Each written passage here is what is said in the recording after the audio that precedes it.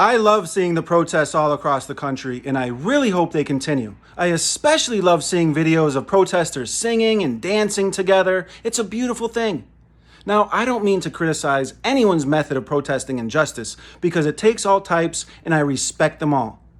But one thing has been bothering me, and that's seeing videos of police dancing with protesters at police brutality protests. That's like an abusive ex-boyfriend showing up to a domestic violence survivors meeting, or a cop showing up to a domestic violence survivors meeting. Have you seen the rates of domestic violence for cops compared to everyone else? I mean, dancing with cops right now would be like the Bulls celebrating with the Pistons in the first quarter of a playoff game. The game isn't over yet, people. Never mind the series. This shit is still ongoing. The time for healing has not arrived yet. I'm sorry. And I know people want to find some sense of unity or joy, but can't you see how the police are using these videos as propaganda and cover for the ongoing abuse? Dozens of videos show fucking cops beating the shit out of peaceful protesters, but a couple videos show cops dancing. So police departments point to those videos and say, look, it's not all cops. This is what we're really about. We're making outreach to the community. We're listening. We hear you.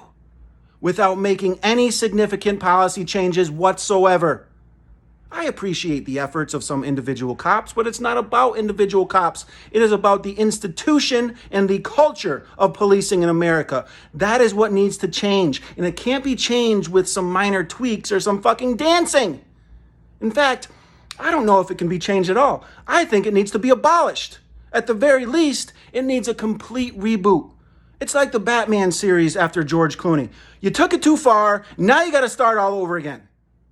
And seeing these videos of cops kneeling with protesters, cops kneeling, the biggest haters of Colin Kaepernick, co-opting his protest. They love a good peaceful protest now, right? It is fucking insulting to the memories of George Floyd and Breonna Taylor, and Eric Garner, and Tamir Rice, and Mike Brown, and Laquan McDonald, and all the other people who were killed by cops who then got away with it.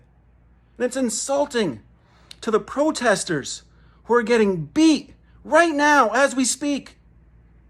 Kneeling with cops one side of town, getting fucking beat on the other side of town. Shit, in Buffalo, the police department knelt with protesters one day, the very next day on the same spot, they knocked down some old guy, fucking bleeding on the ground, and then they just fucking walked by. They told the media, he tripped and fell. If there were no cameras, there'd be no questions asked. But now, they suspended 2 cops. What about all of the other cops who saw that shit and walked by and let it happen? In Oakland, cops were kneeling with protesters until some of the protesters recognized one of the cops. It was Patrick Gonzalez, who has murdered 3 black kids in his career as a cop. He's fucking kneeling. So thankfully, Oakland protesters are real as fuck, and they started chanting his name until he left. But the sergeant just took it all like a joke. These are the people you're kneeling and dancing with. You want to do the fucking Cupid shuffle with the cops? Wait until some real change has happened. Wait until murderous cops are convicted. Wait until the culture changes so there's more incentive to report your dirty ass partner than to cover it up.